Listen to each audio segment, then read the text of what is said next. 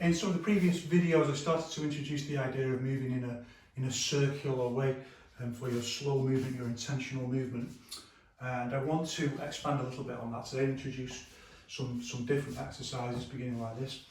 And our first exercise is just this round movement like this, which you may or may not know is called the Cabbage Patch. When it's done in a bit of beatboxing there as well. When it's done in dance, in street dance, in hip hop dance, it's called the Cabbage Patch. It's quite a similar kind of idea, and again, it's kind of instructive. Wang Xiangjia talks about this idea of the difference between dance and martial arts. That dance might have the superficial movements. In the Cabbage Patch, you do need rooting.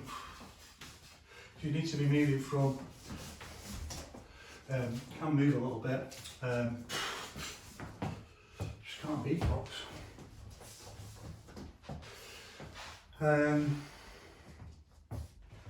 Where I used to work, people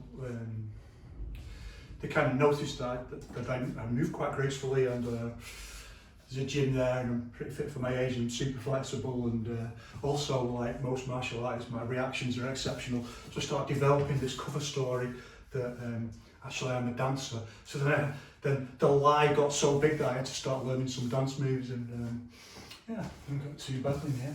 Got a few moves going on. That's rubbish.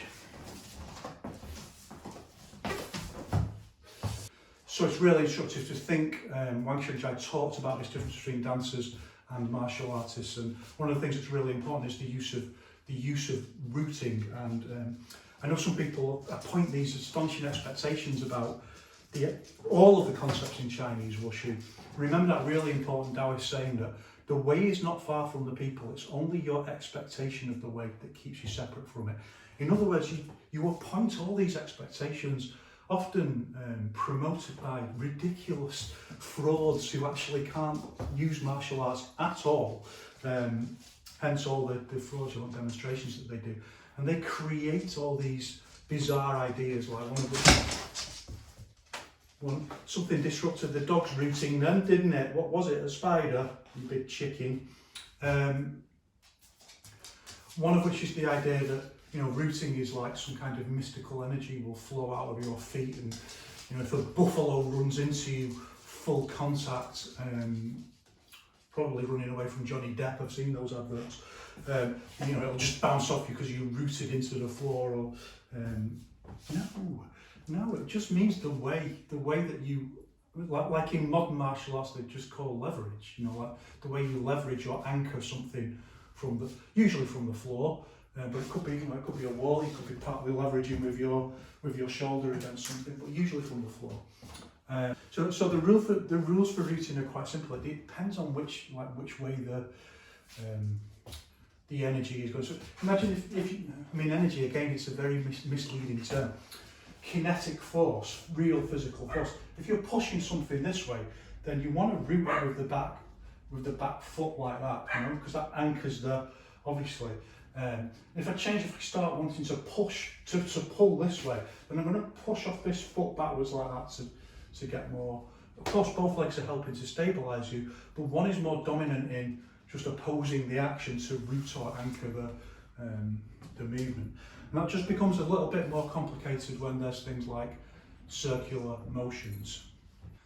And this should really be something that's quite intuitive. And my senior student is forever saying, you know, what's the rule for the rooting for this? And I'm like, it should be natural, it should be intuitive. And of course, you haven't got time in the moment to be thinking, well, how do, you know, you just want to feel like when I pull someone that way up, you just want to know how to do it. Your body's just got to know how to do it. It's just got to be intuitive kinetic knowledge. And if you train intuitively, then you eventually it will develop into being able to use it intuitively in the moment.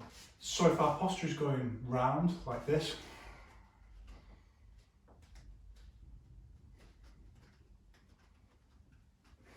so you're phasing with my,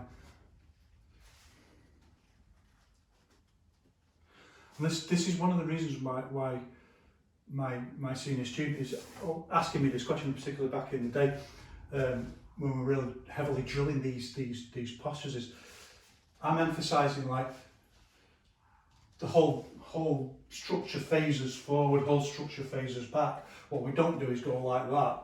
We don't go like that. It doesn't make any sense. We want to phase into the movement. So all our body weight does count, and the body movement does count, and the slingshot effect does count, and everything's got to be going forward. But when we're doing this, it does look very much like we're doing that, and we're going opposite the phased circular movement. And this is something we've got to get and understand for these kind of postures. And the reason is, it's based around the rooting. The idea is the rooting. So the reason we're all going forward this way, when everything going forward, and it's rooted from the back foot, and then when we go back, it's rooted from the front foot. Effectively, we're pushing backwards. But when we do these movements, like there, I'm pushing from my right foot more now. Now I'm pushing more from my left foot. Pushing from my right foot more, pushing from my left foot. So it's the rooting that determines the way that the movement is phased. That's something that develops intuitively.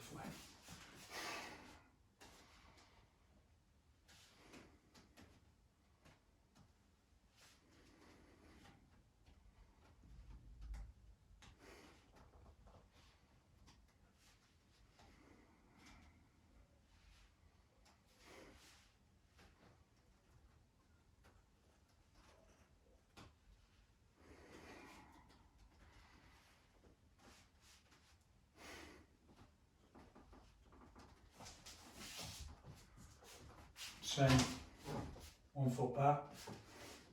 And now of course we can go either way with so practice one way at a time first. Now the routing's getting a little bit more complex. I'm pushing that way, front foot. Now I'm rooting, I'm pushing from my back foot. So if someone was holding onto my arms here and I was dragging them that way, I'm using both my feet and changing. So the rooting is changing like that. When you start getting it, when you do it fast, like someone's got hold of your arms and you just go like that, and you do it like that, that's called spiral rooting. It's a very simple form of spiral rooting. Again, the other way.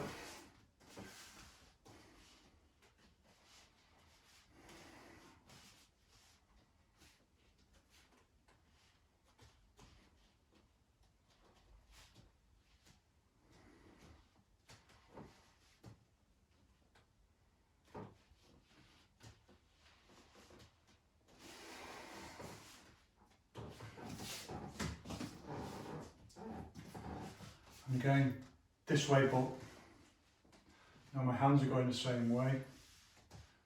So you can practice like this.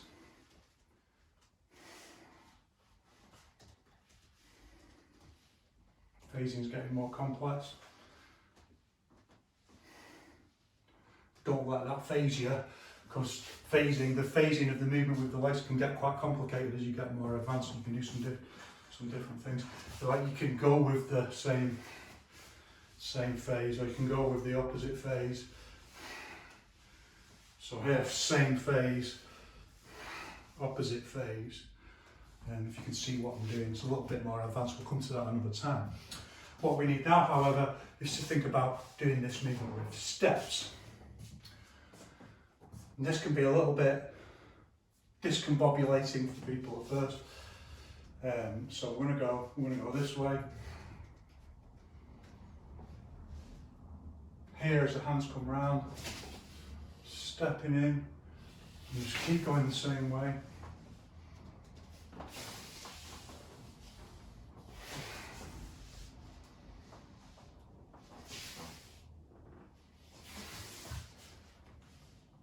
Also notice, well, as I step up, I try and keep my hands on the same plane, so I don't lift my hands with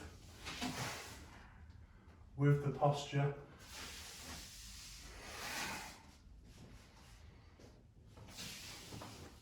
Higher level of proprioception that we try to develop. Changing my direction. That's something else also that you can begin to add in. You don't have to just keep going forward. You can, change. And the same going backwards. And we'll do this one.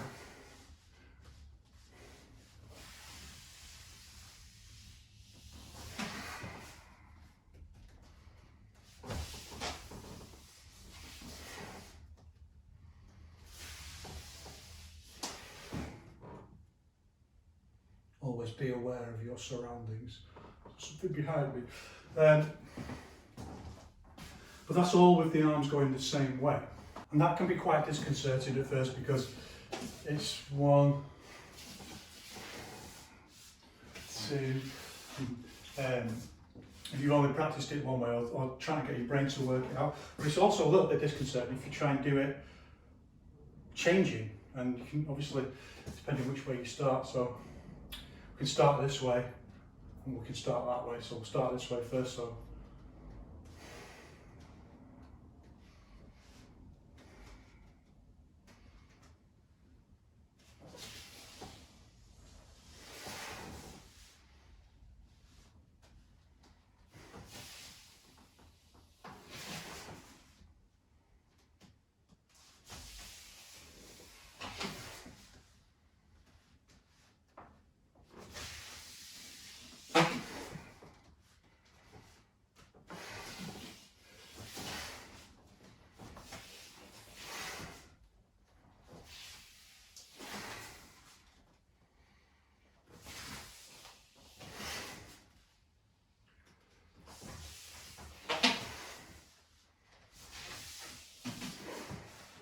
I'll start adding in this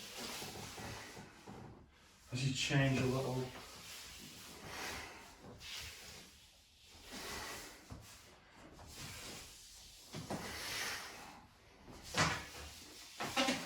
A little wipe on, wipe off thing going on. And these are exactly the postures you do, by the way. You can see I've got videos doing it where you just move someone like that, you know, and you engage their guard and you just. And that's one of the things that we're just trying to develop is, along with the movement quality, is that the way you integrate your whole body and use your routine just to, we say like destabilise someone's structure, but it's quite a grand way of speaking. And you can, you know, if someone's really serious, good fighter or a wrestler or something like that, very little chance of pulling it off unless you're an elite level wrestler. But nevertheless, you know, for stand-up work and stuff like that, you can very often get away with it. Where you just move someone, you know, you've got hold of their guard and you just, and one of the ways you make it work is having this kind of rooting where actually you're pulling them and pushing them with the floor, you're rooting. Because most people are a lot stronger than they think, and if you can get someone moving one way and then just switch and move them the other way, it's surprising how much you can make someone move sometimes. So it will depend which way you start, as obviously 1, 2, 1.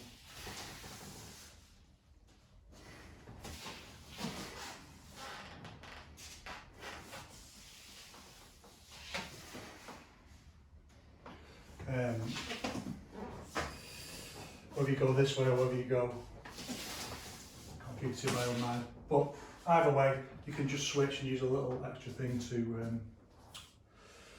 do the change.